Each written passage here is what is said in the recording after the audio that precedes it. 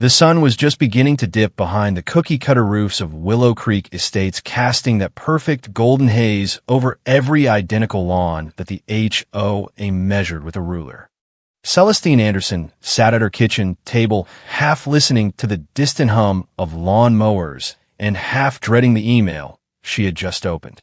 The official presentation deck for tomorrow night's annual HOA meeting with the state grant sponsors was attached. She adjusted her glasses, clicked the PDF, and skimmed the first slide. Harmony Guard by Karen Prescott. She blinked, read it again, slower this time, like maybe the font was playing tricks.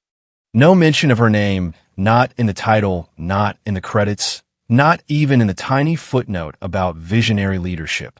Her chest didn't tighten, it went ice cold. The logo was sleek, minimalist, the kind you see on neighborhood signs that scream, "We're civilized here." Except Celestine had already built the whole thing.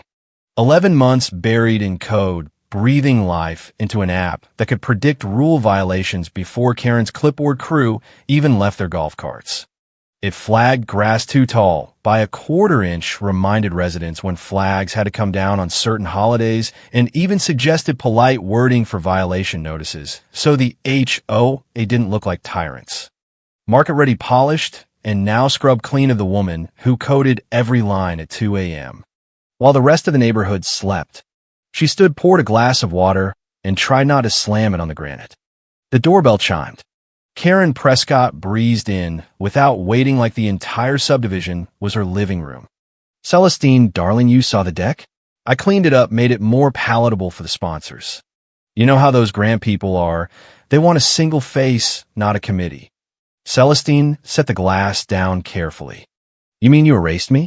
Karen blinked, feigned confusion, then flashed that trademark smile, the one that got her reelected every year despite the 3-page fine list. "Oh, come on, it's not like that. Investors, sponsors, whoever respond better to a polished leader. You're brilliant, but you know how you are. Technical, quiet, intense. The app is still yours in spirit. I wrote every algorithm, I designed a predictive engine. I tested it on my own lawn for 6 months." Karen waved a hand, dismissive. "We'll circle back on the deep stuff at the meeting. That's what you're for, right? The tech support." Celestine's jaw tightened, but she stayed calm, watching Karen reposition history, planting doubt, like she planted petunias in the common areas. "You're the face, huh?" Karen smoothed her pastel blazer. "Exactly. Trust me on this one, okay? We're still a team." The door clicked shut behind her. Celestine stared at the screen, at the absence of her name, and thought about all the nights she stayed up modeling contingency branches for complaint logs while Karen was busy measuring mailbox heights with a tape measure. They called it Karen Prescott's Harmony Guard. It was almost funny. Almost. She opened a secure folder on her laptop titled Reclaim and started saving the real, unpolished, unbranded truth, every version, every commit, every timestamp. Later that night, she sat on the floor, the desert breeze slipping through the cracked window. No one had ever told her she couldn't lead. They just never gave her the mic. Karen always made sure someone else was already holding it when Celestine entered the community center. That would be their mistake. She whispered to the glowing screen, "If I'm not the face, then maybe it's time they meet the brain." The community center wasn't anything fancy, just one of those polished spots with string lights and fake olive trees, trying too hard to feel welcoming. They were seated near the back, close to the coffee station, not quite forgotten, but definitely not spotlighted. Celestine had shown up on time, dressed in muted navy. Karen arrived 5 minutes late, greeting everyone with that practiced confidence she wore like her signature pearl necklace. The banner above the private room read, "Welcome Sponsors, presenting Harmony Guard by Karen Prescott." Celestine stared at it for 5 full seconds before finding her seat. Custom agendas at every place setting. No mention of her. Again, Karen stood to make the first toast just as the finger sandwiches arrived.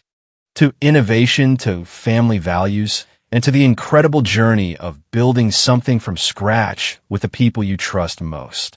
Everyone clapped. Some neighbors glanced at Celestine, expecting maybe a nod, but Karen moved right into thanking my dedicated team and our lead visionary on operations. She didn't say Celestine's name.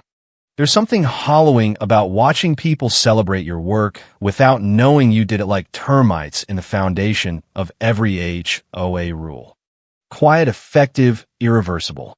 During the coffee break, a balding sponsor from the state grant office leaned in.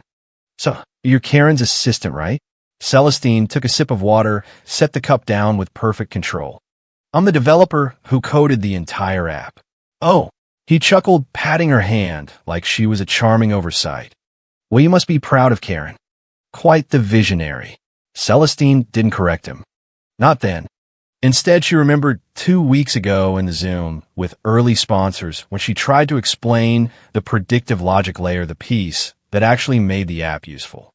Halfway through, Karen had muted her.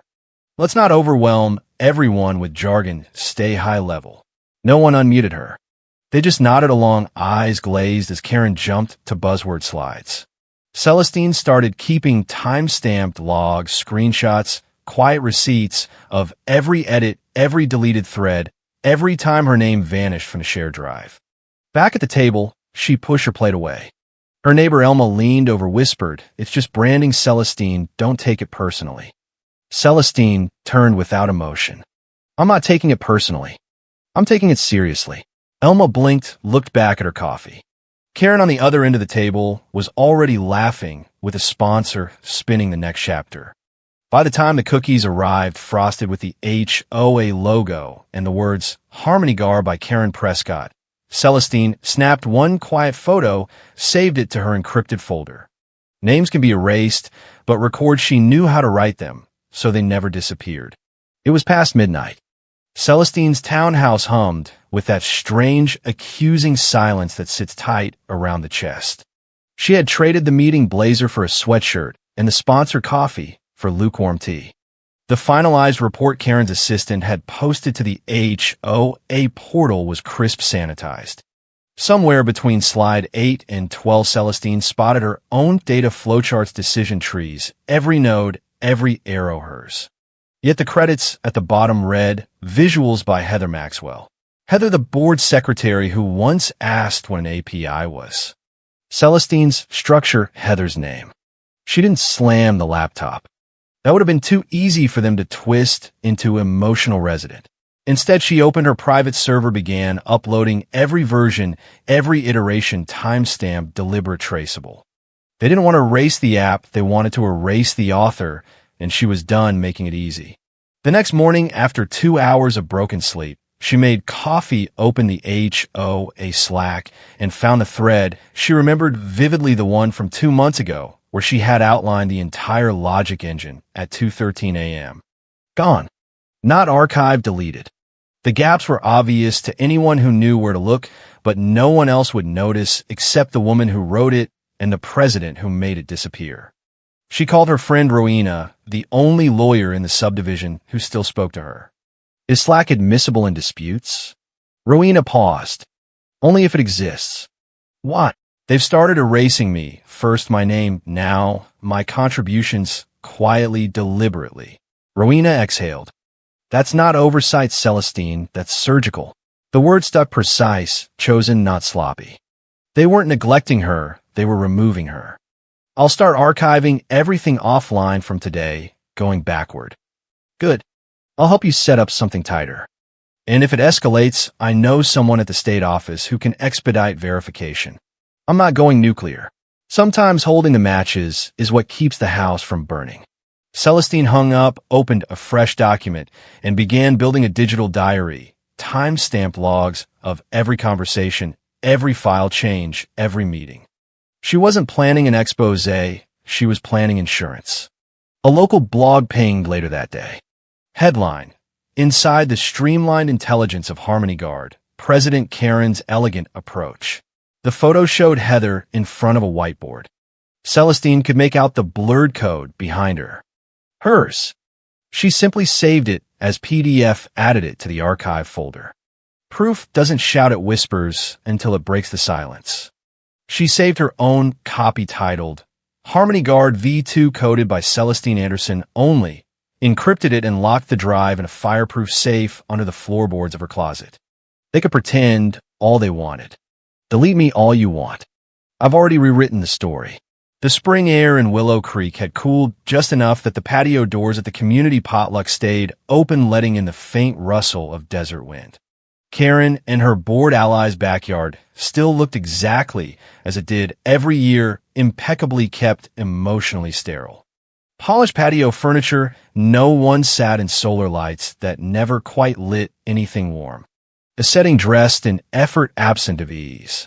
The long table was already set when Celestine arrived. Karen was pouring white wine with one hand, scrolling her phone with the other.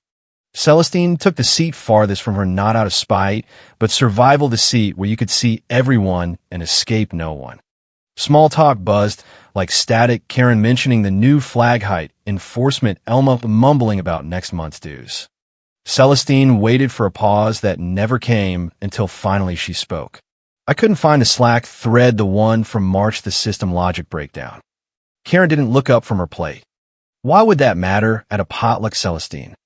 Because it's been deleted, and so has my name in the reports and the logs. The work's still there, but the author isn't. Karen exhaled dramatically. Can we not do this here? I'm asking because it keeps happening and my model's disappearing quietly, and no one seems to want to talk about it. Karen finally looked at her, and what Celestine saw wasn't confusion, it was annoyance. This isn't a courtroom, it's a neighborhood. Don't embarrass us. Embarrass them. Not the president reaping recognition for daring to point at the mask and name the trick. Elma set her napkin down slowly. Let's just not do this here. Karen leaned back with a self-satisfied smirk. We're all building something here. Let's stay focused on the vision, huh? One lie, Celestine whispered, though no one heard, or maybe they did, but it was easier to pretend they hadn't. She finished her drink, placed her fork down, and stood. No one moved, no one asked her stay. As she stepped off the patio, Elma called after her, just her name, no plea, no pause. Celestine didn't turn back. By the time she got home, the streetlights were on, and the smell of jasmine crept through the evening. She tossed her heels aside, sat at the kitchen counter in silence. A ping pulled her to the screen. LinkedIn. New message from someone, anonymous profile, photo blank, name, code, Observer19. I work under Karen. I've seen your files. Your name is all over the build logs. She didn't write that code. Celestine stared at the words. They didn't comfort, they confirmed. She typed back, why are you telling me this? The reply came fast because the silence is eating me too. Suddenly, it wasn't paranoia, it was precedent. She opened a new folder on her encrypted drive titled Phase 1 Truth Protocol and began uploading raw files, logs, proof of authorship, all the pieces they tried to make invisible. If they wanted to silence her, they should have deleted everything, but they forgot something fundamental. They won't hear me now, but they will feel the echo. She sat in her workspace, the only light from her monitor and the low red glow of the router. Her resignation letter to the volunteer tech committee was open, the cursor blinking. It was clinical, efficient, just like the app she built, and just like the people who quietly pushed her out. But she wasn't walking away empty-handed. Before attaching anything, she buried a digital signature deep within the architecture root function, something no version wipe could scrub. Once the commit finalized, she attached the stripped-down version titled Handover Final and hit send. I'm not leaving, she whispered. I'm just changing my seat. Then she copied her full source code onto a freshly formatted SSD, encrypted it, cataloged it, and slid the drive into a lockbox beneath her bed. It was poetic. Only this time, what she was protecting wasn't feelings, it was fact. The next morning, Celestine walked into the community center co-working space like nothing had happened.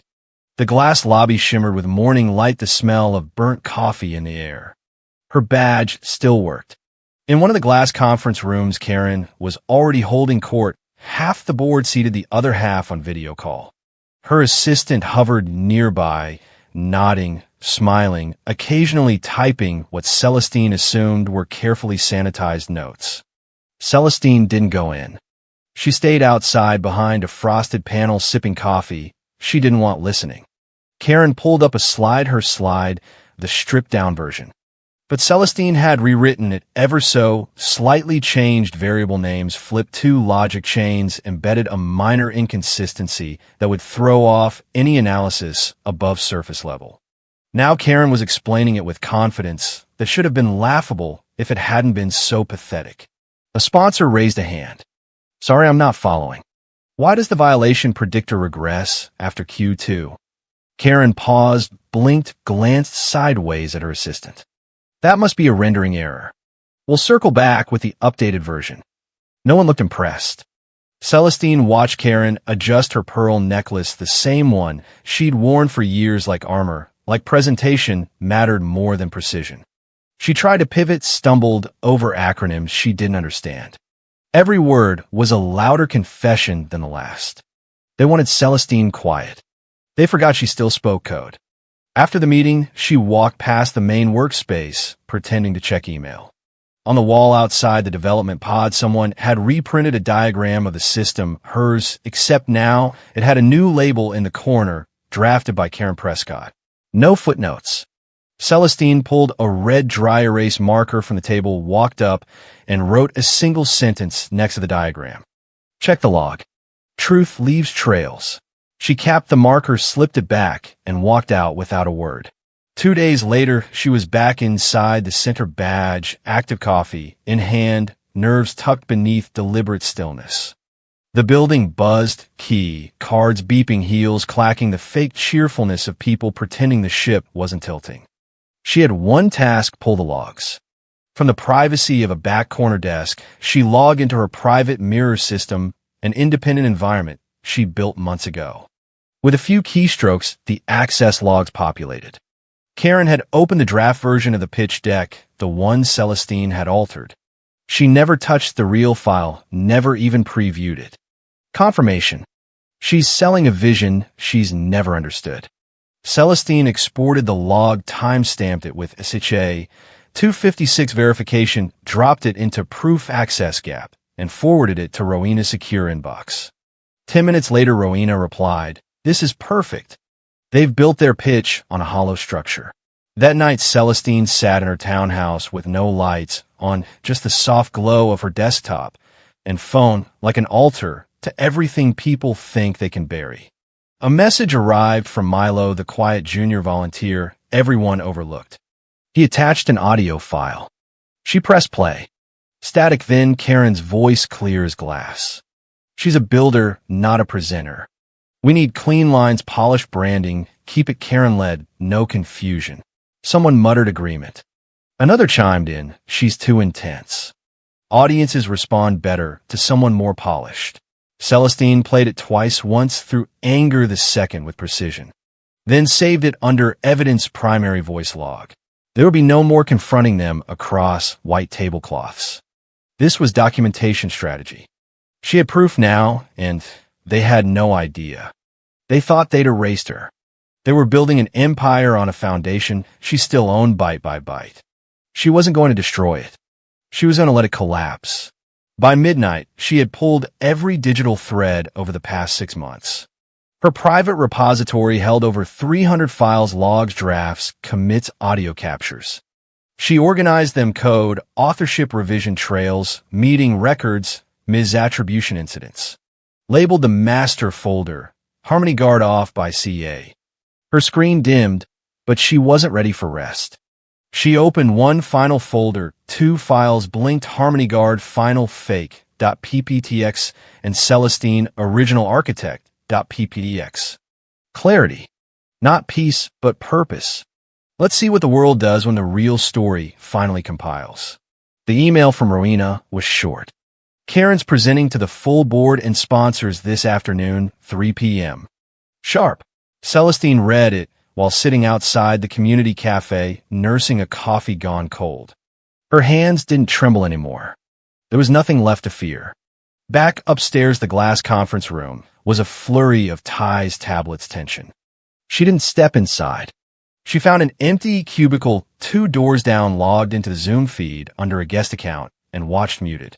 Karen was in full performance mode, sleeves rolled, voice crisp, every movement choreographed. She even smiled at the sponsors like old friends instead of check writers. The presentation opened clean. For the first 2 slides, Celestine almost admired the ability to regurgitate her work without choking on arrogance. But slide 7 loaded. The violation projection chart flickered, axis labels didn't match, then the lines meant to show growth plunged backward. Silence.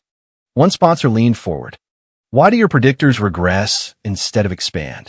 Karen froze. That's a visualization hiccup. Must be a rendering delay.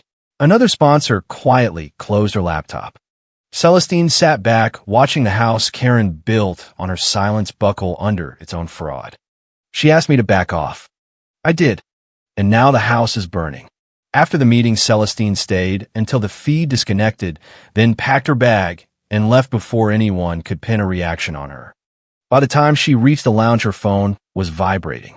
Elma. She let go to voicemail. 10 minutes later, she answered. I heard there was a problem at the board meeting. Elma said, try to sound composed. Yeah, Karen said the file was corrupted. She thinks maybe I didn't sabotage anything, Mom. I gave them exactly what they asked for. Space. Elma exhaled, disappointed. I just wish you'd been there. Maybe you could have helped fix it. No. You wanted me invisible, I complied. What happens next is yours to own. She hung up. The sun had begun to set when she met Rowena in the lobby of her downtown firm. Rowena handed her a folder, no words needed. Inside, printed copies of the pitch logs, original diagrams, notes on precedents. They're starting to eat each other alive, Rowena said, flipping through her phone. Karen screamed at Heather in the hallway, accused her of uploading the wrong version.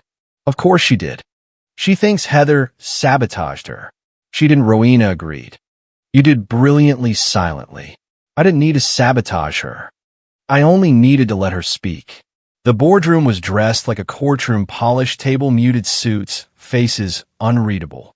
From her borrowed desk in Rowena's office, Celestine had a clear view of the live stream. Karen stood at the head, sleeves rolled, voice full of stage confidence until she wasn't. Slide 10 hit like a thud. The lines dipped where they should have climbed. A trend that was supposed to forecast smooth compliance instead suggested collapse. A soft murmur passed through the room. The lead sponsor in a navy blazer leaned forward. Did your team build this architecture? Karen's pause was subtle, but the cameras caught it. Yes, of course. We've had it refined over the last few quarters. Another sponsor narrowed her eyes. Then explain how your predictive logic contradicts your stated model's foundational rules. Silence fell. You could feel the room change from certainty to suspicion in under 10 seconds. Karen blinked. There might be a rendering issue. We'll cross-check, but no one was listening. The look on her face flickered across the internal stream, broadcasting her unraveling to every corner of the subdivision. As the presentation stumbled, the projector stuttered, then loaded one final slide. No one had clicked. The background turned black. White text appeared, clean and centered. Original framework authored by Celestine M. Anderson. Below it, git commit links, authorship, timestamps, digital encryption, keys, her signature. A pause, then a collective intake of breath, and 3 seconds of silence before Celestine's pre-recorded voice played, calm, intentional. Every line of code holds memory. I remember who wrote this. The screen froze, faded to black. In that moment, Celestine wasn't the ghost in the background. She was the system, the proof. There was no yelling, just a room full of people who now knew. The meeting ended early, not because someone said so, but because there was nothing left to say. Karen stood there, mouth halfway, open hands, empty eyes, searching for a lifeline no one offered. An hour later, back at Rowena's, they opened a bottle of wine. That was surgical, Rowena said. Celestine nodded. They made it personal. I made it permanent. Outside, Willow Creek began to quiet down. Celestine stepped onto the balcony, the desert light turning gold. A breeze rolled in, soft, unbothered. She didn't feel triumphant. She felt clean, like a file that had finally finished compiling with no errors. Her phone buzzed, a notification from the local news blog. We'd like to feature the woman behind the architecture. She smiled, set the glass down, and replied with 2 words. Let's talk. The morning after the slide, Celestine sat cross-legged on her couch, lukewarm tea on one knee, laptop open. The notification bar lit up like a pinball machine, mentions, retweets, media tags. The local blog had published just before sunrise. The real brain behind Harmony Guard. Meet Celestine Anderson. Side-by-side screenshots filled the article. Her original comments, Karen's edited deck timestamps, user IDs, version logs, all authenticated, irrefutable. The article quoted her line, "Every line of code holds memory." And underneath they wrote, "This time the memory spoke first." Celestine didn't smile. Right away, she just leaned back, letting it wash over her. Comments poured in. Why isn't she the president? This is why women don't wait for credit. Women in neighborhoods don't just deserve seats, they built the damn HOA. One direct message stuck a woman in the next subdivision in a lab coat. "Thank you for making it okay to be brilliant and quiet." Celestine stared, then replied, "I see you too." That afternoon, Rowena called. "I uploaded something." She sent a link to a private video archive. Celestine clicked, and there was Karen 4 years younger at a founder showcase. This was Celestine's vision first. "I'm just a gal with a mouth." Rowena had clipped the part where they all laughed like it was a joke, then left the silence. The clip went viral. By evening, it was everywhere. Every article that had ignored Celestine suddenly had a revision. Sponsors pulled out. 2 board members called an emergency meeting to discuss leadership structure. Meanwhile, Karen went silent. Not a single post, not a statement. Celestine didn't gloat. The proof did the heavy lifting. She spent the evening on the back patio, laptop closed, letting the wind hum. For once she wasn't planning her next move, she was breathing. Truth doesn't need defending when it has proof. You don't need to raise your voice when the room is finally quiet enough to hear the facts. Her inbox pinged. Subject line, "Notice of executive restructuring effective immediately." She clicked read the first line, then closed the lid. It's begun. The boardroom at the community center didn't feel different. Same polished walls, same high-backed chairs, same bowl of lemon candies no one touched. But the energy was tighter, like someone had turned the oxygen down. Celestine sat at the end of the long table, Rowena beside her, calm as ever. Across from them, the board members shuffled papers, tapped pens, avoided eye contact. And Karen, she wasn't in the room yet. That too was deliberate. The chairman cleared his throat. "Celestine, you may begin when ready." She stood, connected her laptop to the projector without speaking. No preamble, just the facts. Slide 1, the official state registration, her name, her timestamp, her claim. Slide 2, GitHub commit log, screen grabs of her version history, clear as day names, dates, edits, undeniable. Slide 3, the clip, Karen 4 years ago. This was Celestine's vision first. "I'm just the gal with a mouth." Silence, but it wasn't awkward, it was sharp. The chairman folded his hands. "Are you prepared to pursue legal action if authorship isn't formally corrected?" Celestine met his eyes. "This isn't about threat. It's about correction." No one argued. Within 30 minutes, Karen was officially suspended pending full review. The language was clinical, the impact was not. A press release was drafted that afternoon, president reassigned following authorship dispute. Celestine didn't flinch when the communications director asked her to approve the wording. She didn't ask for edits. Her story was finally telling itself. Later that day, she returned to her home office in Willow Creek. The quiet greeted her like an old friend. She slipped out of her blazer, rolled up her sleeves, and sat in front of her personal console. Before opening any programs, she let herself breathe deeply, fully. It wasn't joy exactly, it was something calmer, heavier, like the moment when a storm passes and you realize your house still stands but your foundation had shifted. That evening, a new headline went viral. A reporter caught Karen outside the community center, looking worn, disoriented.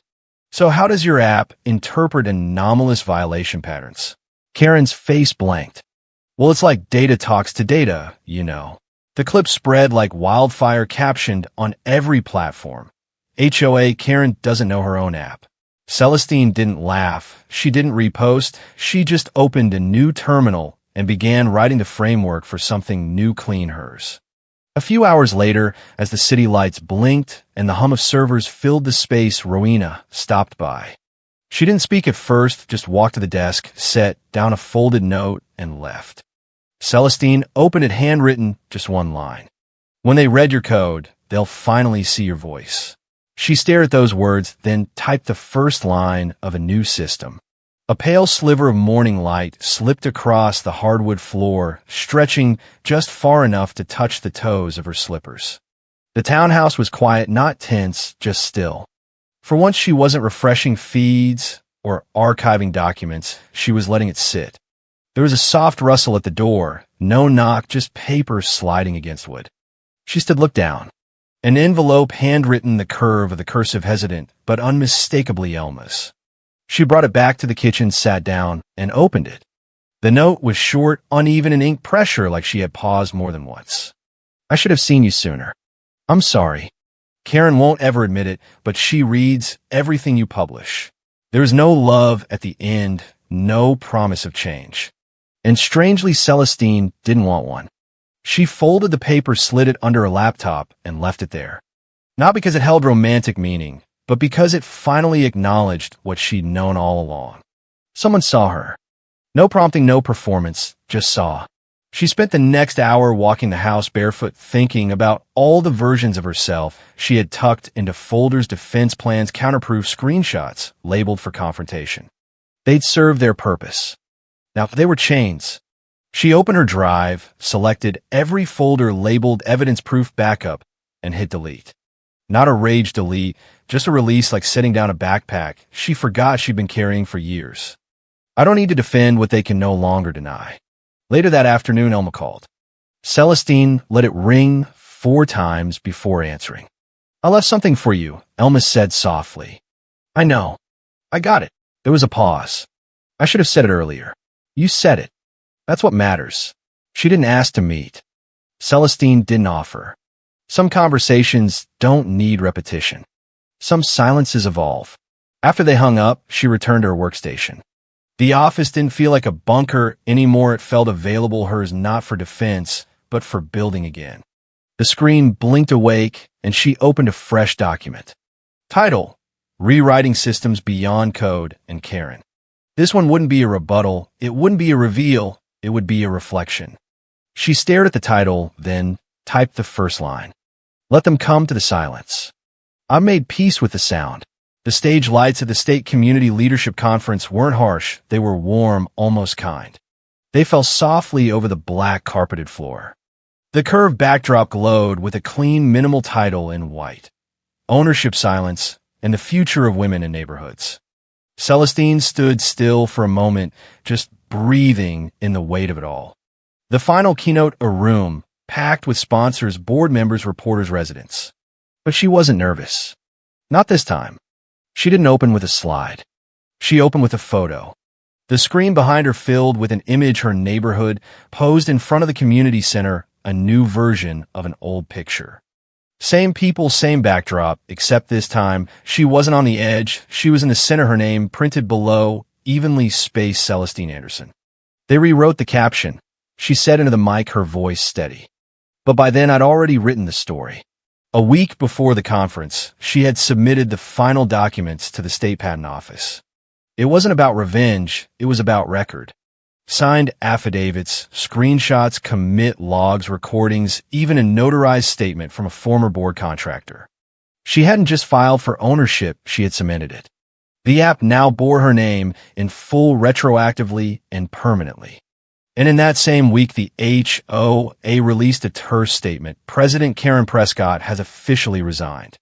Her statement reads, I no longer represent the community's current values. Celestine didn't celebrate, she didn't dance, she just exhaled long and deep. Because that finally was the sound of something ending. Back on stage, she advanced to the final slide. A quote lit up the screen. She added softly, the bravest thing you'll ever do is own your story. And the smartest thing, write it so no one else ever gets to. There was a pause, then applause, full standing, honest applause. Not because they were impressed, because they knew. Afterward, as she walked off stage, a young woman with dark eyes and a backpack caught up. Can I ask you something? Would you mentor me? Celestine smiled, not for her, but for the version of herself who never had the courage to ask. Let's find a time to talk. They stepped into the hallway, the noise of the conference fading behind them. She didn't check if anyone was watching. She didn't wait for acknowledgement. This time she didn't look back to see if anyone followed.